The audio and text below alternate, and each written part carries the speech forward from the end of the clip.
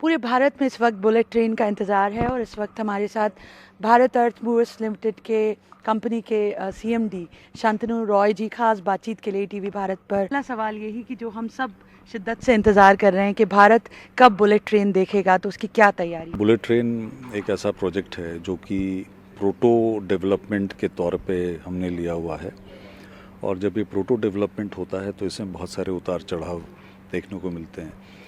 और भी चूँकि इसमें जो है क्लीन शीट डिज़ाइन बिल्कुल ज़ीरो से स्टार्ट करके हम लोग डिज़ाइन करके ट्रेन को बनाएंगे। इसमें जैसे जैसे ट्रेन की स्पीड बढ़ती है, सेफ्टी की रिक्वायरमेंट बहुत ज़्यादा होती जाती है, उतना ही स्ट्रिंजेंट इसका जो कार बॉडी स्ट्रक्चर वगैरह होता है, क्योंकि इसमें जो है एयर टाइटनेस बहुत इम्पॉर्टेंट है।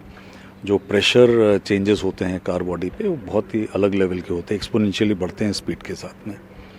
तो इन चीज़ों को देखते हुए बहुत एहतियात बरत रहे हैं हम लोग डिज़ाइन में जितना समय देंगे उतना ही ट्रेन अच्छा बनेगा। अभी ये डिज़ाइन लेवल पर ही है?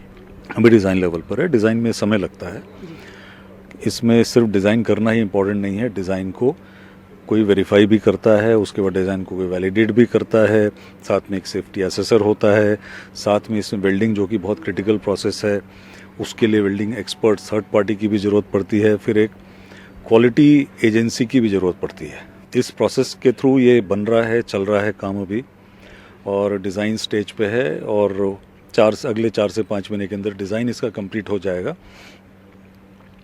जो ट्रेन बनाने की प्रक्रिया होती है वो अंडर फ्रेम नीचे से शुरू होता है जी।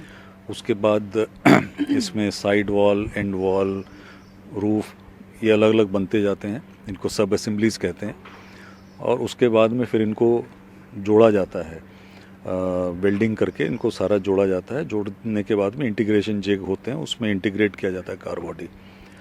जो अंडर फ्रेम है, अंडर फ्रेम के साथ में इसको फिर जोड़ के फिर नीचे इसमें एक बोगी लगती है। Bogie is something which is the most critical element, जिस पे कि पूरे ट्रेन की सेफ्टी, पैसेंजर सेफ्टी निर्भर करती है इस पे। तो उसके बाद जब बोगी असेंबली हो जाती है, कार बॉडी बनता है, फिर उसके ऊपर ट्रकिंग होती है, इंटीरियर किया जाता है, पेंटिंग होती है, टेस्टिंग होता है, फिर ये निकलता है। ये सारी प्रक्रिया है जी। अभी तो इसमें समय लगता है जी। अभी सर डिज़ाइन में ही 4-5 महीने का वक्त लगना है, तो इस लिहाज से असेसमेंट, डिज़ाइन में इतना समय तो और लगेगा ही कम से कम। सर असेसमेंट क्या है कि कब तक भारत जो है यात्री के तौर पर बुलेट ट्रेन पर सवार हो सकेगा? यात्री के तौर पर तो थोड़ा कहना मुश्किल होगा, बट कोशिश हमारी ये है कि दिसंबर 2026 में हम ट्रेन रोल आउट करें। उसके बाद कम से कम 4 से 5 महीना, 6 महीना इसकी टेस्टिंग में लगती है, और बहुत डिटेल टेस्टिंग होगी इसमें, ऑसिलेशन ट्रायल्स वगैरह किए जाएंगे, और ये हाई स्पीड ट्रैक पे ही टेस्ट होगा। होने के बाद ही जब सारे इसके क्लियरेंसेस हो जाएंगे, उसके बाद ही ये ट्रेन जो है यात्रियों के लिए खोली जाएगी।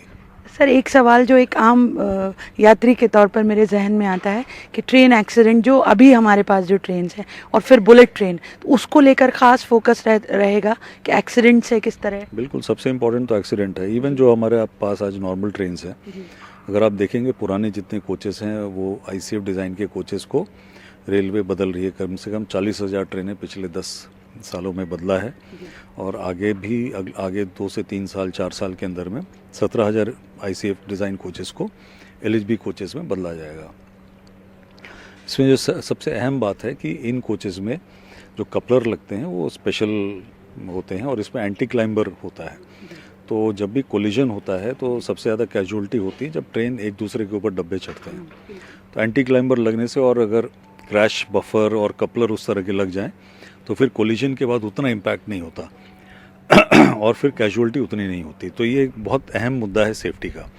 दूसरा जो है सिग्नलिंग, मैनुअल से जो हम कवच की बात कर रहे हैं, कवच सिग्नलिंग किसी भी ट्रेन को ये इनेबल करता है कि ऑटोमेटिक सिग्नलिंग के द्वारा इस तरह के एक्सीडेंट्स को मिनिमाइज़ किया जा सके। मैं ये तो नहीं कहूँगा कि 100% ख़त्म हो जाती है, बट इसको मिनिमाइज़ कर देते हैं। दूसरा इसका फ़ायदा ये होता है, सिग्नलिंग जो है नॉर्मली जो मैनुअल सिग्नलिंग है उसको फिक्स ब्लॉक बोलते हैं। कवच के आने से, ये ETCS 2.0 जिस पे कि हाई स्पीड ट्रेन बनेगा इसके आने से मूविंग ब्लॉक सिग्नलिंग आ जाती है। मूविंग ब्लॉक सिग्नलिंग का फ़ायदा यही है कि मान लीजिए एक स्ट्रेच में आपका जो है 10 मिनट में एक ट्रेन निकल पाती है, सिंगल ट्रैक है। मान लीजिए आपका भोपाल से चल के बुधनी या नागपुर तक का, ठीक है, एक सिंगल ट्रैक है। उसमें जब तक ट्रेन क्रॉस नहीं कर जाएगी अगले स्टेशन तक दूसरी ट्रेन आ नहीं सकती। तो जब मूविंग ब्लॉक सिग्नलिंग आ जाता है तो वहीं पता लगा कि 10 मिनट में एक ट्रेन की जगह जो है 4 मिनट में एक ट्रेन जा सकती है। तो ये इससे एफिशिएंसी बढ़ती है और ये सब टेक्नोलॉजी का खेल है, टेक्नोलॉजी के कारण ये संभव हुआ है। हाई स्पीड ट्रेन जहाँ तक सवाल है, क्योंकि इसकी स्पीड इतनी ज़्यादा होती है, इसमें मैनुअल सिग्नलिंग इज़ इम्पॉसिबल, कोई फ़ायदा ही नहीं है। तो it has to be automated, it has to be signalling has to be automated. और इसमें हम ETCS 2.0 बोलते हैं, यूरोपियन ट्रेन कंट्रोल सिस्टम, जिसमें कि इसमें बाकी जो सेफ्टी फीचर्स हैं वो तो होते ही हैं, उसके अलावा ये डेडिकेटेड ट्रैक पे दौड़ेंगे ताकि कोई भी, जो इसमें फेंस रहेगा चारों तरफ, इट्स एलिवेटेड ट्रैक है जो भी है, उसमें कोई भी आ नहीं सकता।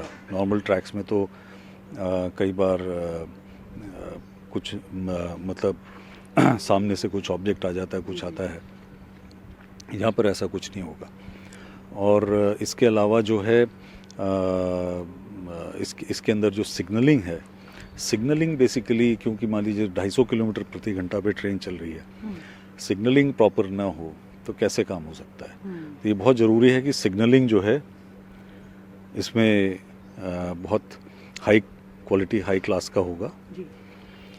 तो ये सब चीज़ें जो है बड़ी इम्पोर्टेंट हैं। रेल सेफ्टी, पैसेंजर कंफर्ट, सारी चीज़ों को देखते हुए डिज़ाइन चैलेंजेस हैं इसमें। टेक्नोलॉजी की जो बात है, तो हम भविष्य में देखेंगे कि बगैर ड्राइवर के भी ट्रेन दौड़ेंगी भारत में।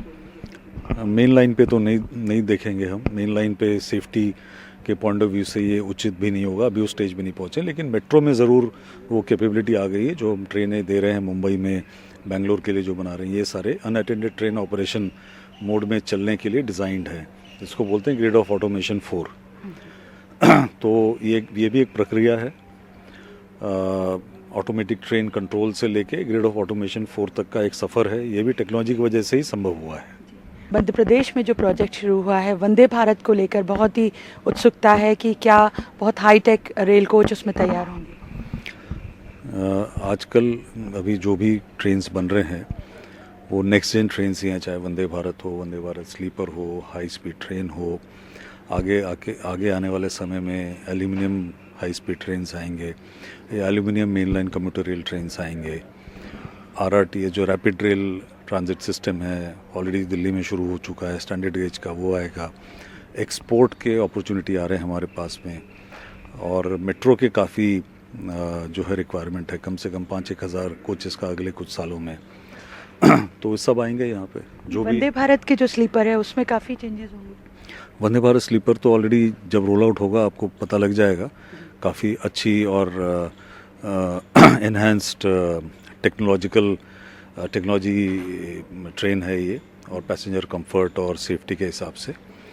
तो देश में वंदे भारत स्लीपर तो चलेंगे ही, लेकिन सबसे इम्पॉर्टेंट है सेफ्टी को देखते हुए कि जितने पुराने ICF डिज़ाइन के कोचेस हैं उनको LHB कोचेस से रिप्लेस करें, तथा जो दूसरे ट्रेनें हैं, अमृत भारत वगैरह, इसकी काफ़ी आवश्यकता पड़ेगी। फिर स्टेनलेस स्टील EMUs, इनकी रिक्वायरमेंट काफ़ी आने वाली है।